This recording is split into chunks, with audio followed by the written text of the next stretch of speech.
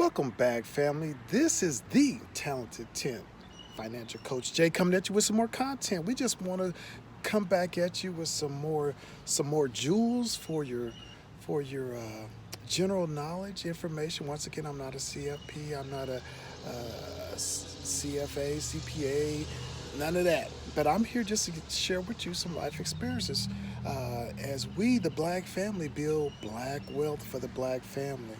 And I know I always say it's black wealth for the black family, but really it's for anyone who want to take these life experiences and research first of all, and you make your own decision. I'm not here trying to give financial advice. I'm just giving you something to contemplate, to think about, and maybe you can go out and either research it and share it, or take action steps. So we're just here, just want to spread some information, some knowledge, and really life experiences.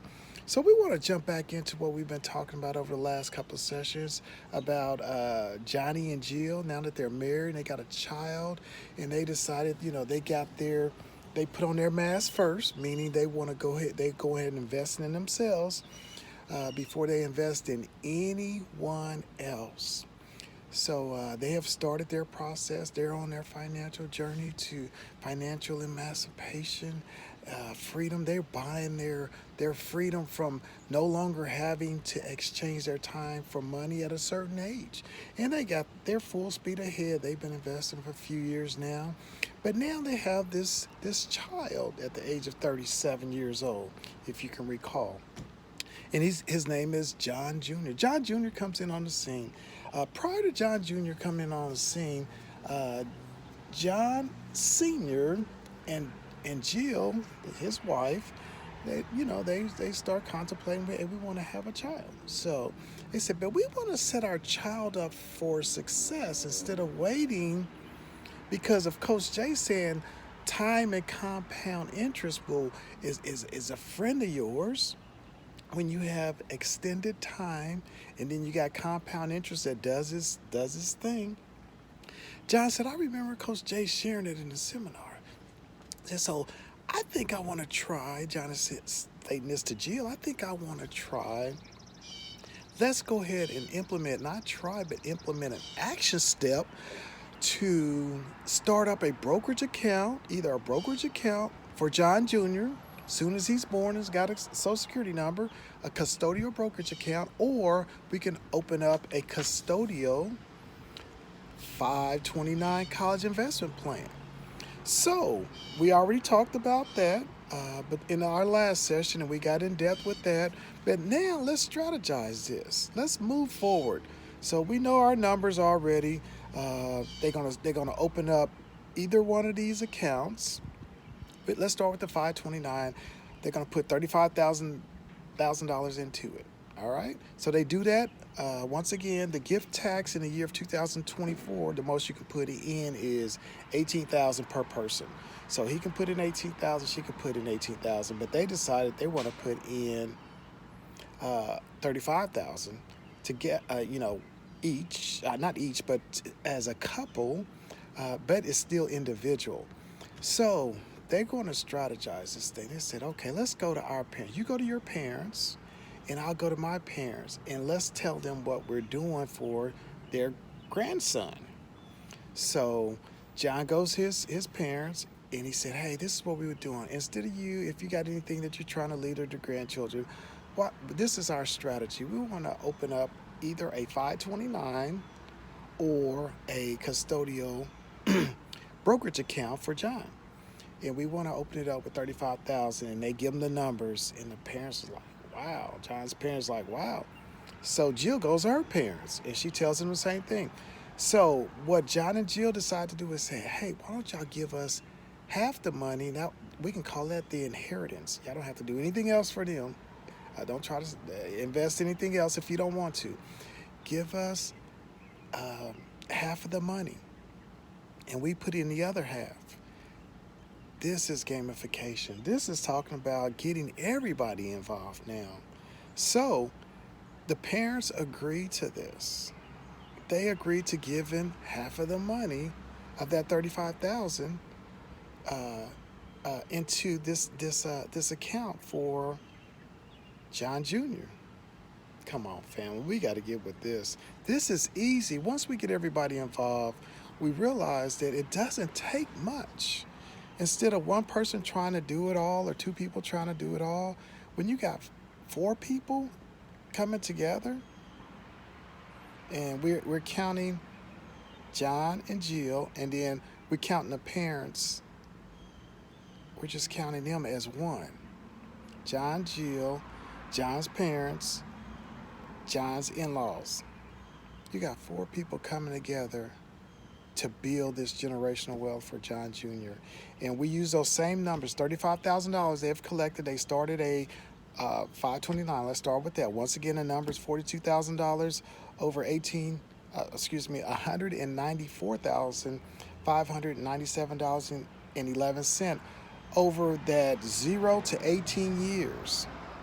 That's how much it is. And then we start converting the money or rolling the money over if we want to start up a Roth IRA, because we're not going to use all the money, or we just decide we're going to get $35,000 into the Roth IRA and let that money start building. And we know as we convert that $7,000, if it's the year 2024, $7,000 is the most that you got to put in. Now, John Jr.'s got to work and make at least $7,000.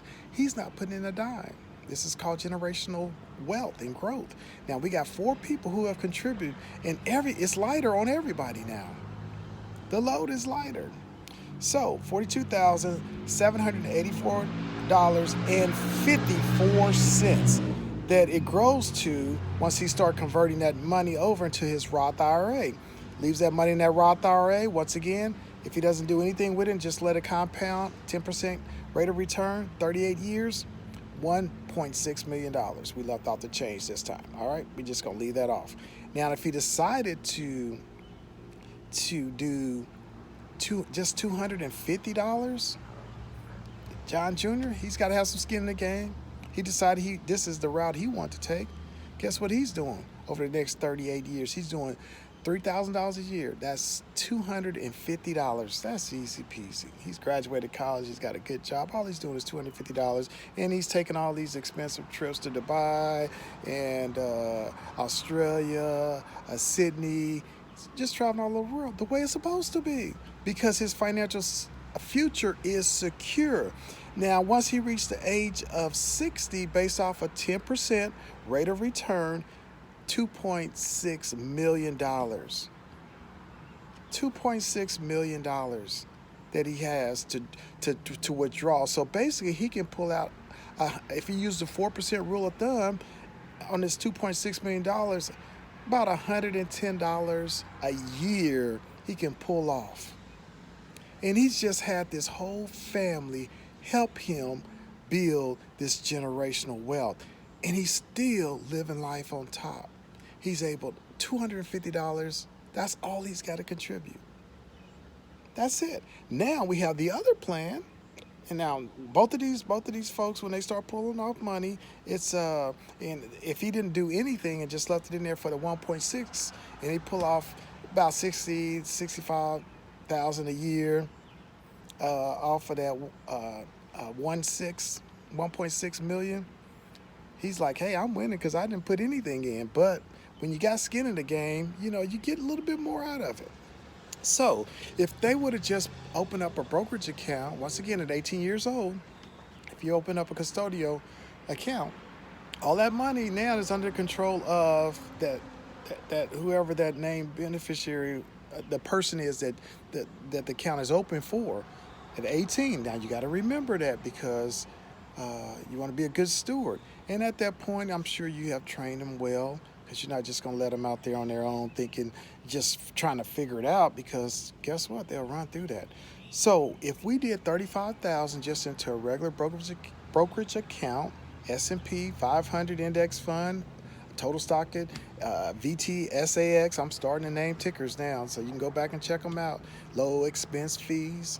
So if we did that, once again, you got four people contributing $35,000. That's something I want everybody. I'm giving you numbers so you can start calculating. So you can just put this in your investment calculator, and just do the compound interest calculator. That's what you want to look under. 35,000 in initial, and then you're going to do this for over a 60-year period at 10% rate of return, $10 million. And everybody just contribute. 4 people. We just divided this up. It's easy. It's less than $10,000 a person. Or say we want to do 10,000. Well, yeah, we can even do $10,000 a person, because remember, the gift tax, one person can't get over $18,000 to an individual in the year of 2024 without it being attacked, without somebody the gift tax being included on it. So if everybody just move it up to 40,000, the number goes up even higher, 10,000 apiece. You got the parents, each parent giving 5,000 each. Grandparent, grandma, grandpa on John's side, grandma, grandpa individually on us. So that's $5,000 they're giving, and then guess what? The other money is given by the parents. We all good. So, family, we got to do this. We got to do this. We got to build this wealth. We got to stop being selfish. We got to stop just being a consumer culture, and now look at the next generation, because we're not, most likely we're going to leave before they do. I know there's situations. I work in a funeral home. I get it. But most of the time, it's the children that will outlive the parents and grandparents. Let's leave a legacy now instead of waiting until they're 60 and 70 years old, because we've lived until our 90, 95. We're burying a lady this week. She's 100 years old. You wait and all that. By that time, life has passed the people who could best benefit from it. That money earlier, that it's kind of past some of those times when we're able to go rock climbing over in Sydney, or we can go and climb Mount St. Helen, or the other mountains, or if that's what you like to do, or go bike riding and cross country across Europe, and go to Spain and all those places when you're younger and you're vibrant. Let's get that money to them now. And if we got stuff left over later, that's fine, because they can pass it down to the next generation instead of them, because at that point they're gonna have successful careers. They're gonna, all this money that they got, they don't need any more of the grandparents' money if they've been trained right and they've been operating in excellence in their jobs.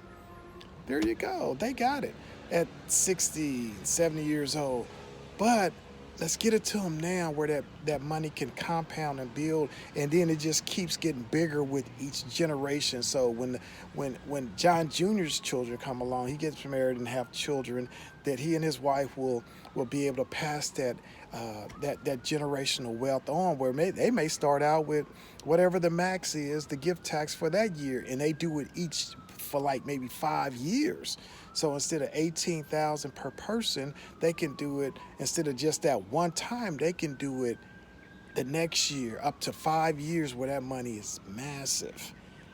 And now really that money is just like, we really building this wealth. It's one thing to get wealth, but it's another thing to keep wealth. That's the big challenge that the Vanderbilts, they didn't do. The wealth was laid out. They were beyond wealthy, but at 5 generations later, and that wealth didn't get passed on, because they were spending and out of control spending. And 5 generations later, that wealth is gone. There's no more generational wealth to pass on. Now, whatever the ones that are here, whatever they're building because of their successful careers, it's on them. The generational wealth is gone, and that's what we want to not happen in the black family. We want to start the generational wealth and continue the generational wealth, because we're talking about this wealth building and wealth keeping, and just massive wealth, so that we can be able to support. The next level is to be able to support, after we don't put on our mask, we got all our masks on, we're able to support charities, ministries, nonprofit organizations that we deem that are necessary in the earth realm today, and they're causing change. life transformation. Family, let's get it. Let's get it. Talk to you later.